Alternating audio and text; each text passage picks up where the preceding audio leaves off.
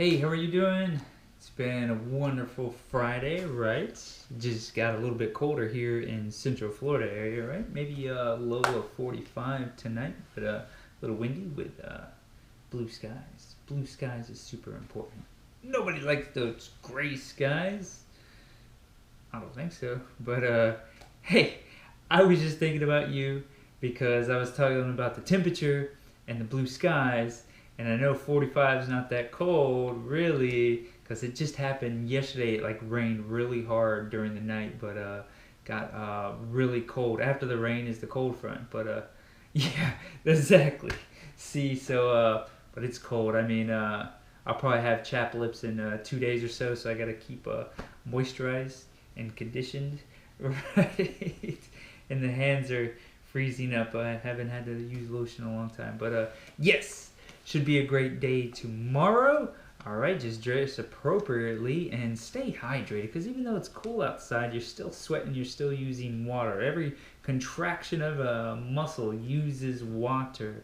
The organs need water. So remember, think of it that way. Every contraction uses water. All right, water and electrolytes and ATP, calories, carbohydrates, whatever. All right, the likeness of God is supposed to be 3 minutes, but it's okay. But God disciplines us for our good in order that we may share in His holiness. Hebrews 12:10. Holiness is God's nature and He desires that you share it. But the concept of holiness is almost always mired with misconceptions. Holiness means no more fun. Holiness is a lot of work. Holiness is boring. Holiness means becoming too religious. Holiness is actually freedom. Nothing about it is restrictive when you're walking in it. And holiness is the only way for you to experience the Lord. Make every effort to be holy. Without holiness, no one will see the Lord. Hebrews 12:14. Of course, when you're living according to the flesh, valuing things that God says are worthless, then holiness will most certainly seem burdensome. That's because even for believers, the mind governed by the flesh is hostile to God. Romans 8:7. When you feel that holiness is becoming a burden, check your thought life, because the mind governed by the Spirit is the life and peace. Romans 8:6. Embrace being governed by His Spirit so that you may grow in His likeness. But God disciplines us for our good in order that we may share in His holiness. Hebrews 12:10. Dear Father, you want me to be full of your holy presence, to be submitted to your Spirit.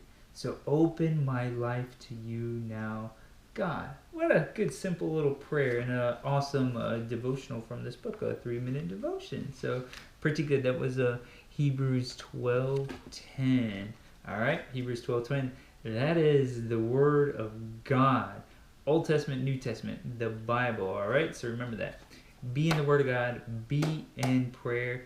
Pray for holiness. Become more like His Son Jesus. I do believe Jesus came here ultimately to be a sacrifice, but to be the example, to show us how to live perfect sinless life. He's the only one that's done it. We have all sinned and fallen short, but He lived the perfect sinless life. And it's amazing. He did it His whole life, and as soon as He could be in the temple or wherever it was to worship His Father or be obedient to Him, He did it until the end, until the cross, crucifixion, even up to that time, the death on the cross. He was obedient to His Father. He said, whatever your will, God, let it be done. All right? Cool.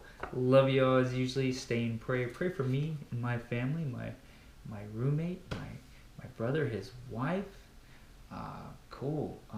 My codes. Pray for my friends and my family, my coworkers, my managers, the staff that you're gonna be with tomorrow. That at a restaurant or wherever you go, just pray for people, and pray for yourself too. It's okay.